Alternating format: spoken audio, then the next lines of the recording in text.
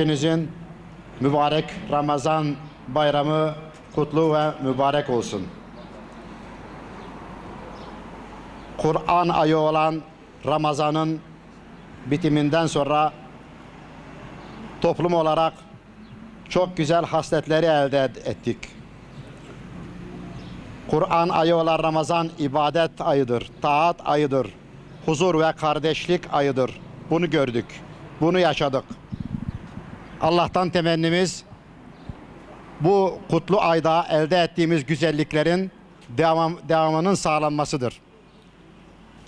Bunu gerçekleştirdiğimiz oranda Allah'ın izniyle çok güzel işlere imza atacağımızı biliyor ve inanıyoruz. Ramazan ayı rahmet ve bereket ayıdır. Günahlardan arınma ayıdır. Kurtuluş vesilesidir. Bu vesileyle bu kurtuluş ayını, bu vahdet ve kardeşlik ayını hayatımızın tamamına yansıtmak zorundayız. Bunu yapmadığımız zaman tuttuğumuz oruçlarda Cenab-ı Allah'ın bizim aç ve susuz kalmamıza hiç ihtiyacı yok. Ramazan ayı terbiye ayıdır.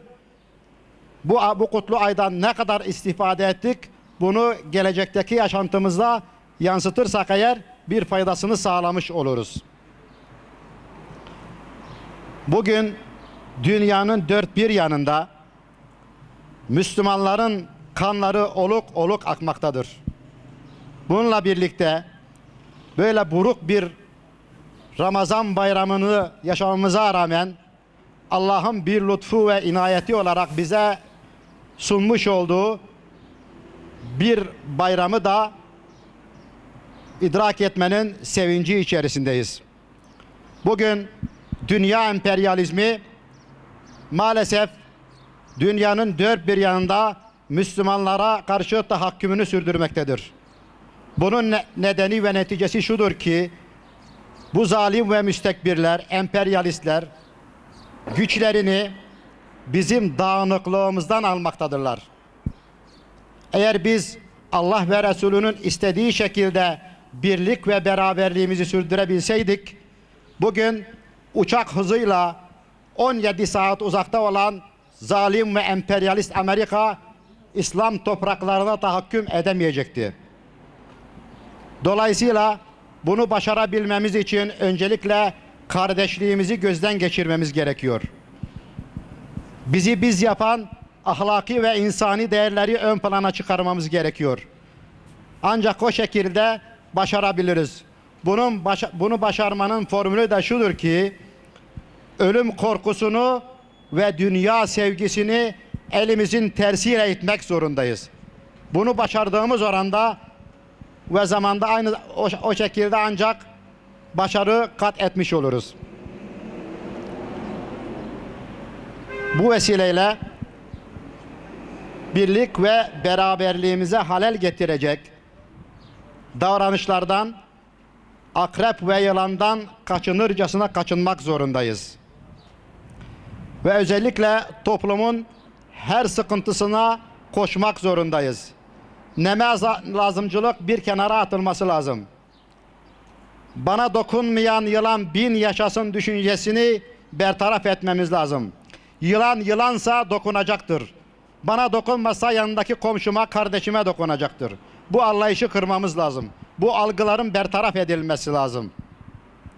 Birlik ve kardeşlik duygularıyla hepinizi tekrar muhabbetle, sevgiyle selamlıyorum. Tekrar bu kutlu bayramın sizlere, İslam alemine, özelde bölgemize hayırlar getirmesini Yüce Allah'tan temenni ediyorum. Katılımınızdan dolayı hepinize tekrar teşekkürlerimizi sunuyoruz. Allah hepinizden razı olsun.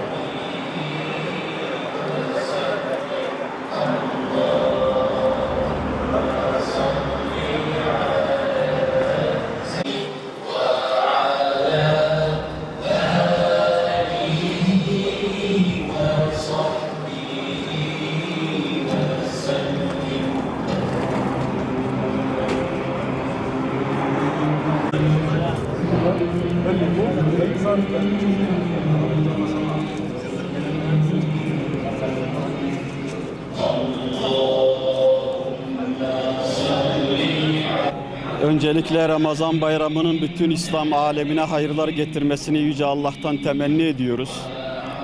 Ramazan ayının orucunu tutmakla kendimizi çok şanslı hissediyoruz. Allah bütün Müslüman kardeşlerimizden tuttukları orucu kabul etsin. Ama maalesef yine İslam alemi olarak Ramazan bayramını buruk bir şekilde eda ediyoruz.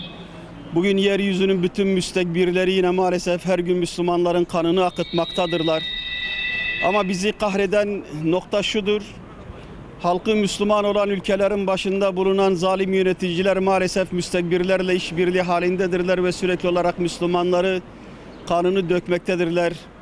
Temennimiz bu olayların ortadan kalkmasıdır. Ramazan ayının, Kur'an ayının Müslümanlar arasında birliğe, beraberliğe, kardeşliğe vesile olmasını temenni ediyoruz. Bu duygular içerisinde Ramazan ayının, bayramının tekrar bütün Müslümanlara hayırlı olmasını Allah'tan temenni ediyoruz.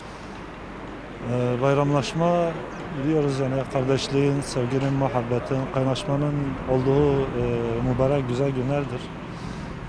Bu toplum arasında yaygınlaşması, toplumun birbiriyle kaynaşması, kardeşliğin pekişmesi için olması gereken güzel etkinliklerdir. Özellikle bu etkinliğe öncülük yapan Hüdapar Camiası'na Allah Teala razı olsun. İnşallah her bayramda, her böyle güzel etkinliklerde bulunur. Temennimiz, dileğimiz budur. Allah razı olsun. Bayramın bütün Müslüman alemi için, İslam alemi için barış, sağlık, huzur ve bu zulümden kurtuluş vesilesi olmasını diliyoruz. Rabbim bizi bayramı gerçek bir bayram olarak yaşamayı nasip etsin inşallah.